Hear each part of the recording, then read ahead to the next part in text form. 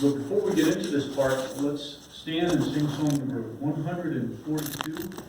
Again, Psalm 142, Holding Fast to Our Hope.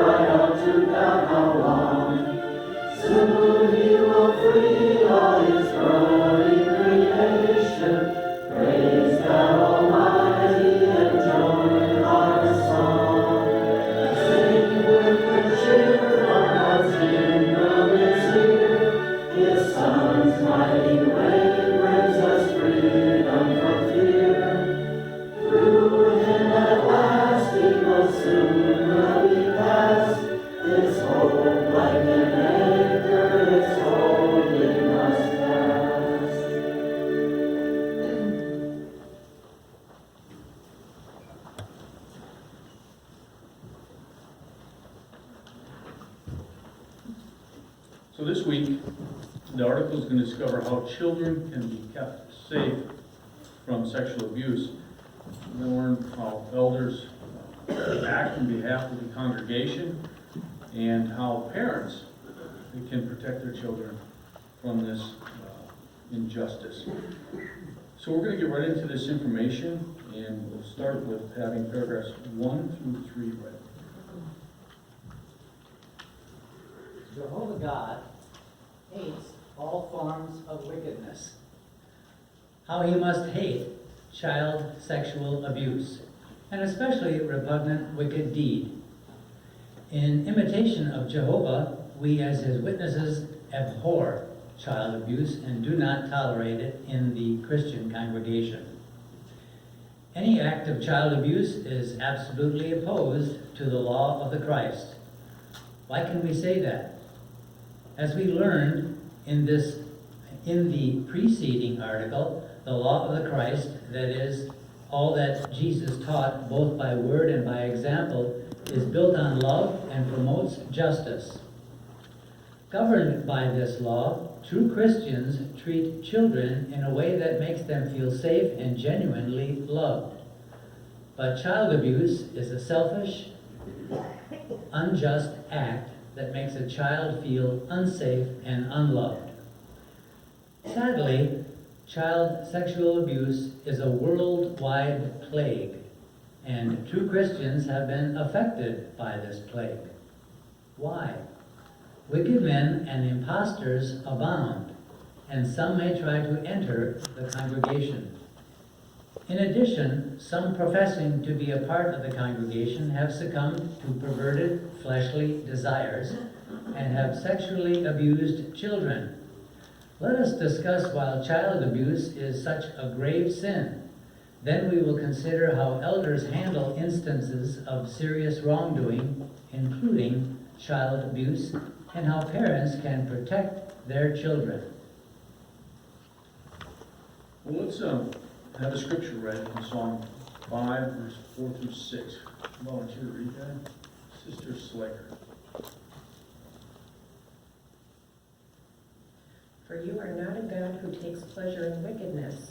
No one bad may remain with you. No arrogant person may stand in your presence. You hate all those who behave wickedly. You will destroy those who speak lies. Jehovah detests violent and deceptive people. Okay, so with that scripture read, the first question we have, according to Psalm 5, 4 through 6, how does Jehovah feel about wickedness? Sister Shaw.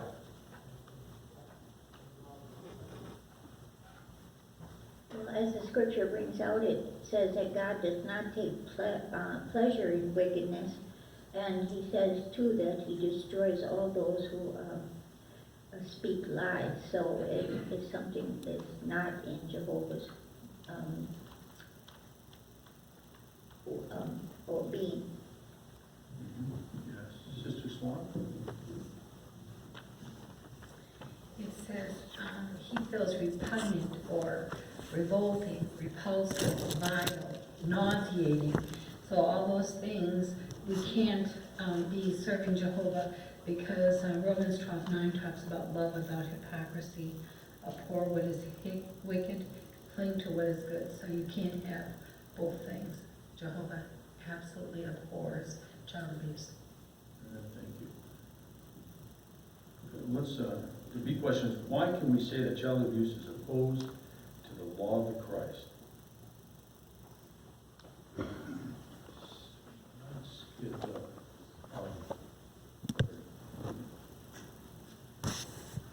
Because like we learned in the last article, we know that the law of Christ is built on love and it promotes justice.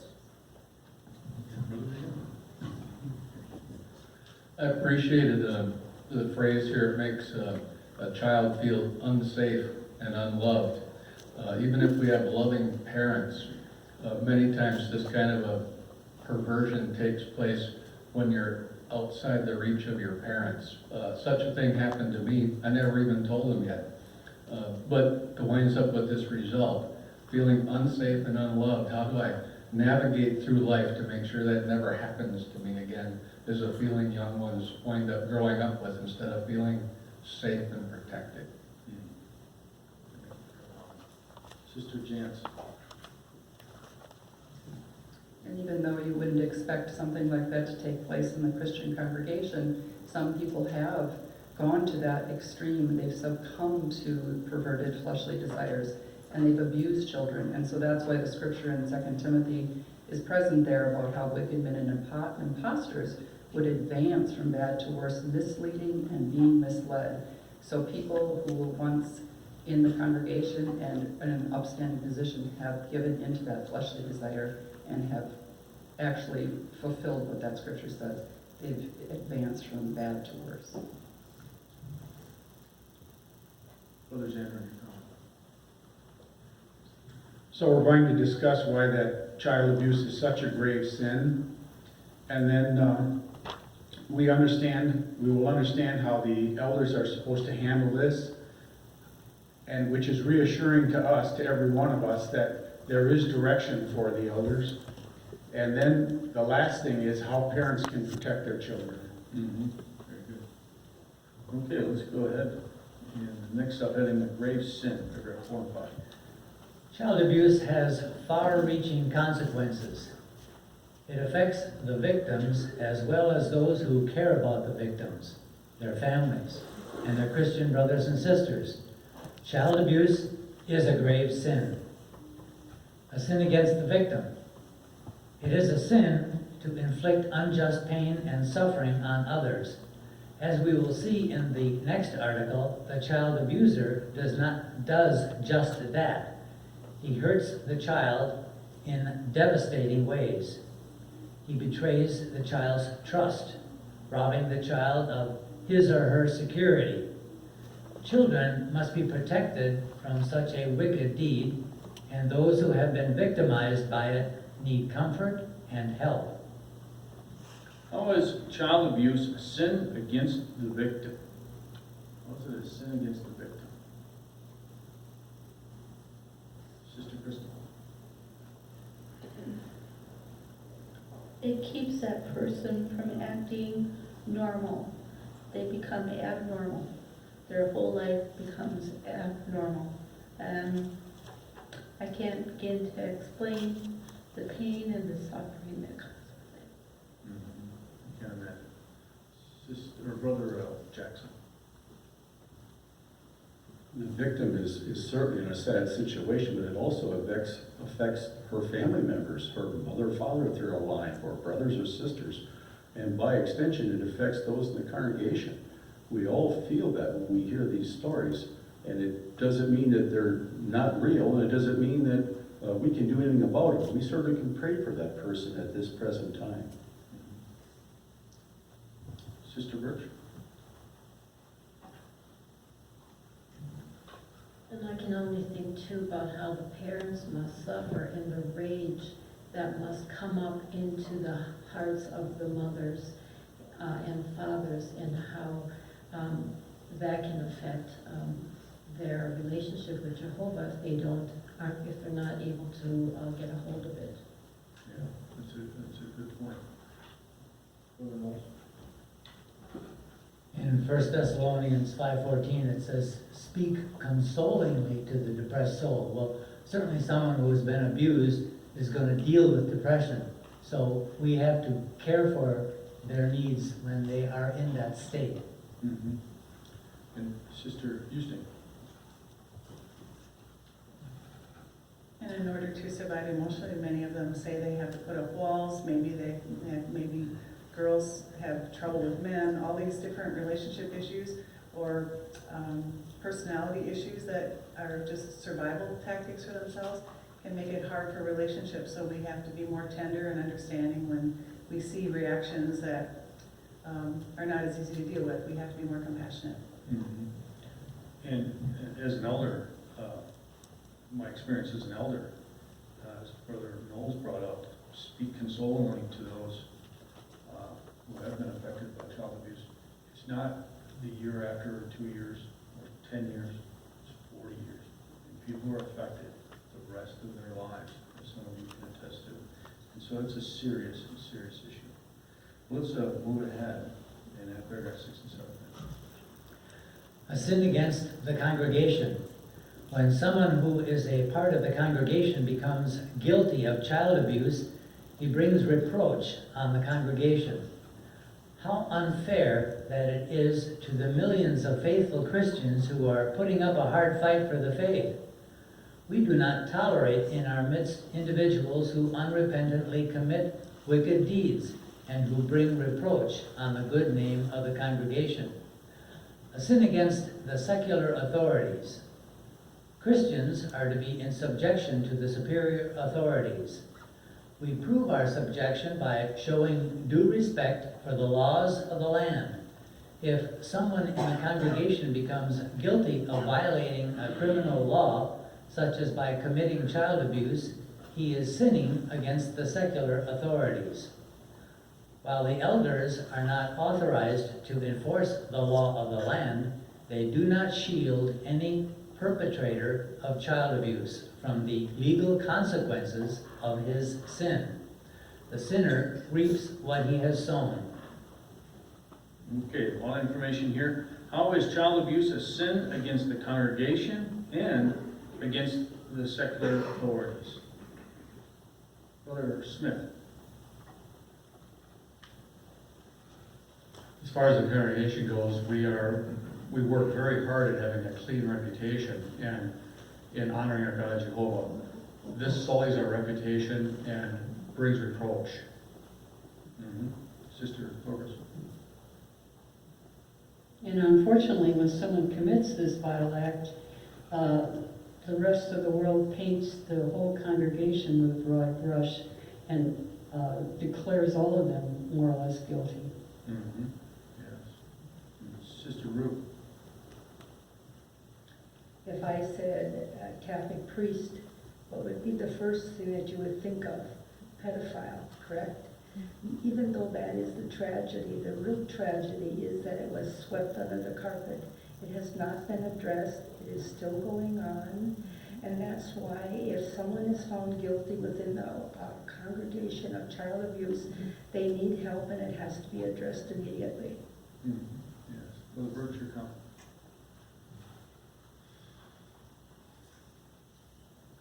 And we see another seriousness of this. This is a criminal offense, so it's something that's got to be taken care of right away. Mm-hmm. Yes. And Sister Meyer.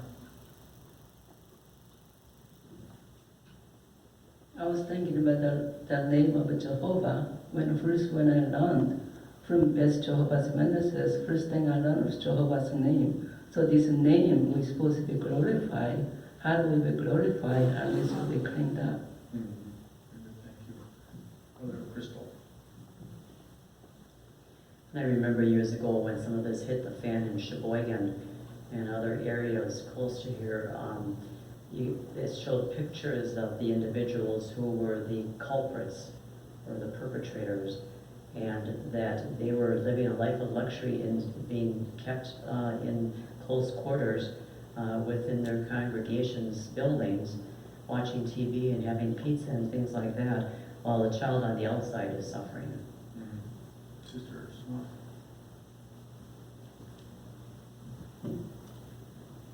I heard an illustration that pertains to this. If your house is being robbed, do you call the elders or do you call the police? Because that is a crime, and it's the same one with child abuse. That's what you do. Very good. I like that illustration. Brother Meyer, your comment. I was thinking too, it's interesting to note that this paragraph 1, and one of the other paragraphs soon to follow, stress the fact that in no way will the Christian congregation tolerate this type of abhorrent action. So that's a good point, because as the sister had mentioned earlier, many other religions just sweep it underneath the carpet. They relocate somebody in a different district, perhaps even a different country where it can start all over again and spread, but not here within a Christian congregation. Jehovah puts an end to it. Very good, thank you. And Sister Ringmeyer, your comment. And I thought it was an interesting point, that it is a sin against the secular authorities. We have this compare scripture in Acts where Paul said in actual defense, neither against the law of the Jews, nor against the temple, nor against Caesar have I committed any sin. And he wouldn't have been able to use that reasoning in his defense of the good news if he was sinning authorities. So it is something that is viewed as a sin in Jehovah's eyes against the superior authorities. Thank you. Let's move ahead and have paragraph 8 read. Above all, a sin against God. When a human sins against another human, he also sins against Jehovah. Consider an example from the law that God gave Israel. The law said that a man who robbed or defrauded his neighbor was behaving unfaithfully toward Jehovah. Certainly then, when an individual who is a part of the congregation abuses a child, robbing that child of his or her security, he is behaving unfaithfully toward God. The abuser brings great reproach on Jehovah's name. For that reason, abuse must be condemned for what it is, a gross sin against God. How does Jehovah view sins committed against humans?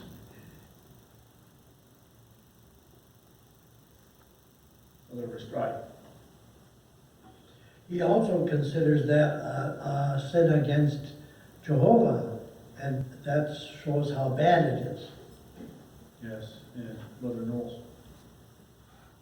That's the point brought out there in Leviticus chapter 6, in those verses 2 through 4, that if you're defrauding or robbing your brother, you're being unfaithful to Jehovah, so it's a sin against him as well. Brother Regan, your comment. And I find great comfort in it because it shows Jehovah's love for each one of us individually, no matter who the victim is. It doesn't say, well, that's a sin against me unless it's brother so-and-so or sister so-and-so. Each human being is precious to Jehovah. Good. Let's move ahead and have paragraph 9 read. Over the years, Jehovah's organization has provided an abundance of scriptural information on the subject of child abuse. For example, articles in the Watchtower and Awake have discussed how those who have been sexually abused can deal with emotional scars, how others can help and encourage them, and how parents can protect their children. elders have received detailed scriptural training on how to handle the sin of child abuse. The organization continues to review the way congregations handle the sin of child abuse. Why? To make sure that our way of handling the matter is in harmony with the law of the Christ. What scriptural information has Jehovah's organization provided over the years, and why? Sister Reed.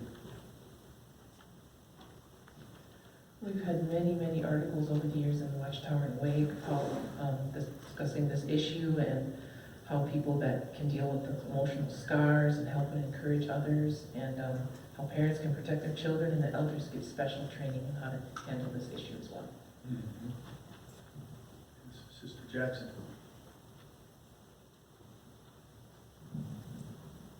And information never ends. The world is changing, people's views are changing, so there's continual instruction, just trying to make sure that it's handled the proper way as in the law of the Christ. I know. Okay, Sister Swan. It starts from very little on. We teach our children the actual body part names. And we tell them if anybody touches them to stop. And so it starts very early on, and it helps them. And even if they say it's a secret, you teach them that you're going to tell, they're going to tell, even if it's a secret. So you have to have good communication with your child.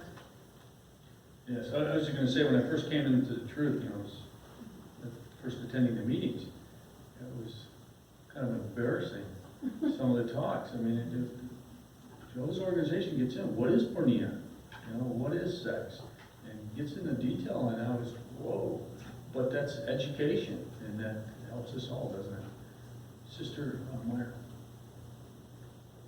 Even the new books were replaced with the old Bible study book. They even has pictures, and the parents could able to educate for their kids from pictures, and the little kids, they could read and able to understand. So parents really need to educate them ahead of time. Mm-hmm. All this information to help protect ourselves and our children. Let's next subheading: handling instances of serious wrongdoing, paragraph 10 through 12. When elders handle any matter involving serious wrongdoing, they keep in mind that the law of the Christ requires that they treat the flock with love and do what is right and just in God's eyes. As a result, they have a number of concerns when they receive a report of serious wrongdoing. The elders are primarily concerned with maintaining the sanctity of God's name. They are also deeply concerned with the spiritual welfare of their brothers and sisters in the congregations and want to help any who have been victims of wrongdoing. In addition, if the wrongdoer is a part of the congregation, elders are concerned with trying to restore him if that is possible. A Christian who gives in to wrong desire and commits a serious sin is spiritually sick. It means that he no longer has a healthy relationship with Jehovah. In a sense, the elders are spiritual physicians. They endeavor to make the sick one, in this instance, the wrongdoer, well. Their scriptural counsel can help him to restore his relationship with God. But this is only possible if he is genuinely repentant. Clearly, elders have a weighty responsibility. They care deeply about the flock that God has entrusted to them. They want their brothers and sisters to feel secure in the congregation. For that reason, they act promptly when they receive a report of serious wrongdoing, including child abuse.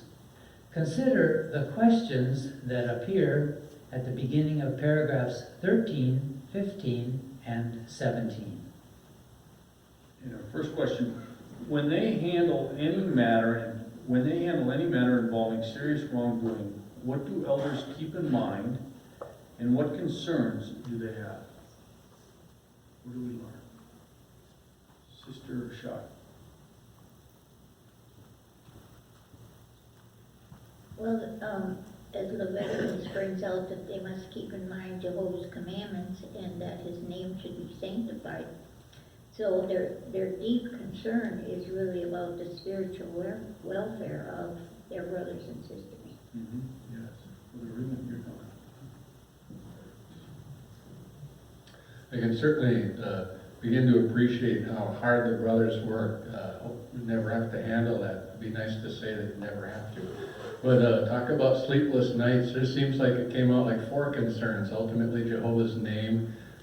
What about how we protect the rest of the congregation? How do we help the victim? What if the perpetrator can be reached and helped spiritually? All of that must keep brothers up at night and in a lot of prayer, figuring out how to balance all of that out. Yes. And let's get a volunteer to read James 5, 14 and 15. Sister Miller?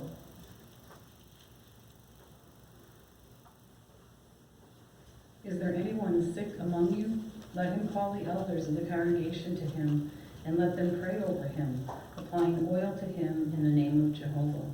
And the prayer of faith will make the sick well, and Jehovah will raise him up. Also, if he has committed sins, he will be forgiven. Okay, so with that scripture in mind, the big question, according to James 5, 14 and 15, what do the elders endeavor to do? Sister Blanche. They endeavor to try to turn the brother around to come back to the congregation.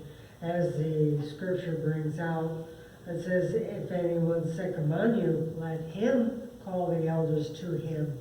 You know, hopefully that person will recognize the wrongdoing he or she is committing and go to the elders for help.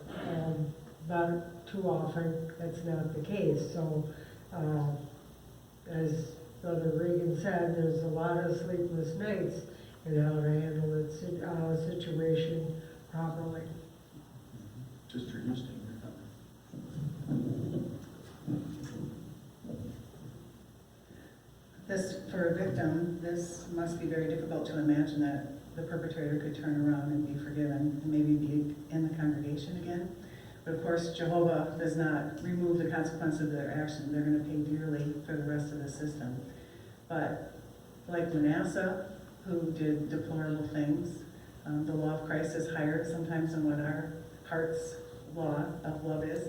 And so we have to trust Jehovah in dealing with the situation and knowing that he's going to undo all the damage in the future, and to just rely on that his love of justice and his love of the victims. Yes, Sister, Brother Lauren. You can see in recent decades, the organization has really been addressing, confronting this issue. I was on a shepherding call years ago with a brother, and we were talking with the sister. The sister revealed that sexual abuse had taken place in her household. This was a long time ago. And the brother was an elder at the time. So we talked about it afterwards, and he says, yeah, we probably should have done something. So you see, years ago, it wasn't addressed. And the organization has really made an attempt to help the brothers to take care of these matters. Sister Birch. In the footnote in paragraph 11, says spiritual sickness is no excuse for gross sin. The sinner is fully responsible for his wrong choices and actions and is accountable to Jehovah. And it cites Romans 14:12, which says, so then each of us will render an account for himself to God. Yes, thank you for highlighting that footnote. Sister Wilson, your comment.